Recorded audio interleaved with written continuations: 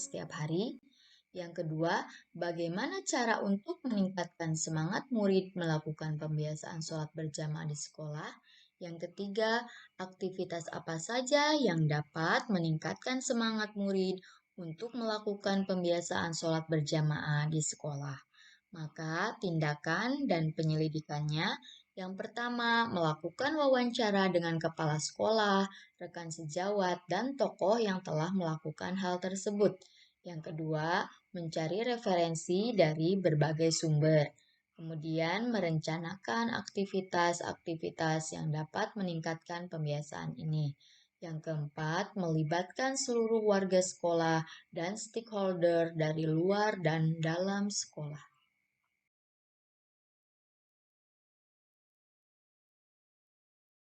Alur bagja yang ketiga yaitu gali mimpi. Pertanyaannya, satu, kebiasaan baru apa yang saya harapkan setelah terwujudnya peningkatan pembiasaan beribadah? Yang kedua, bagaimana perasaan saya jika memiliki murid yang semangat beribadah? Ketiga, hal baru apa yang dapat saya lakukan jika murid sudah melakukan pembiasaan beribadah dengan baik? Maka tindakannya yang pertama, membuat narasi atau gambaran tentang murid yang semangat dalam beribadah. Yang kedua, membuat catatan proses pencapaian dalam meningkatkan pembiasaan sholat berjamaah. Yang ketiga, membuat daftar kegiatan baru untuk memanfaatkan dan mengoptimalkan potensi murid.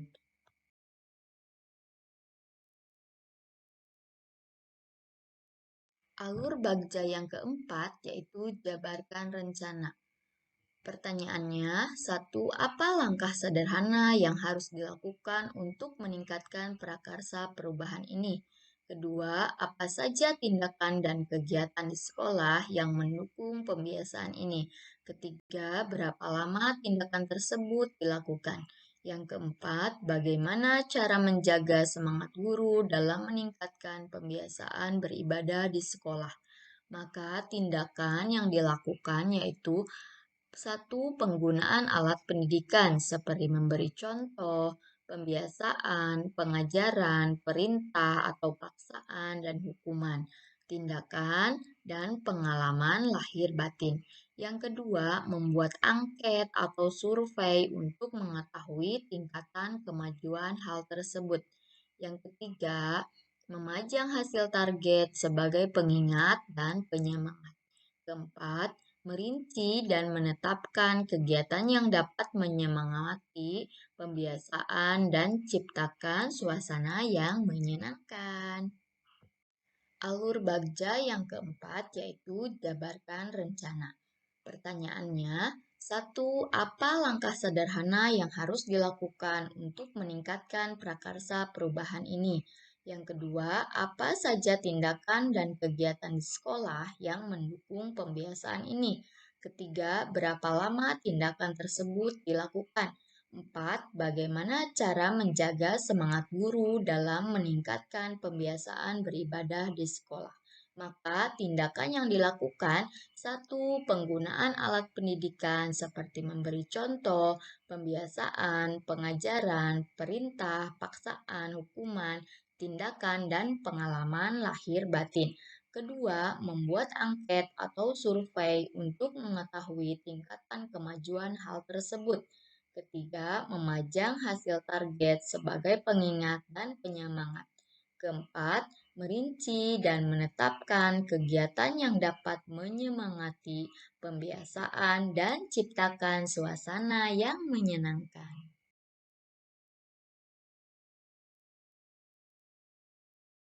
Alur bagja yang kelima, atur eksekusi. Yang pertama, siapa yang mengarahkan dan memantau selama program dilaksanakan? Dua, siapa saja yang dilibatkan dalam rencana tersebut? Tiga, kapan rencana peningkatan pembiasaan beribadah di sekolah akan dimulai? Empat, bagaimana mengukur kemajuan program tersebut? Lima, siapa yang menampung curhatan selama kegiatan tersebut dilaksanakan? Maka, tindakan dan penyelidikan yang dilakukan, yang pertama, Menetapkan warga sekolah yang bertanggung jawab memantau kegiatan tersebut. 2. Murid dan seluruh warga sekolah yang dilibatkan. Ketiga, menetapkan program akan dilaksanakan awal semester.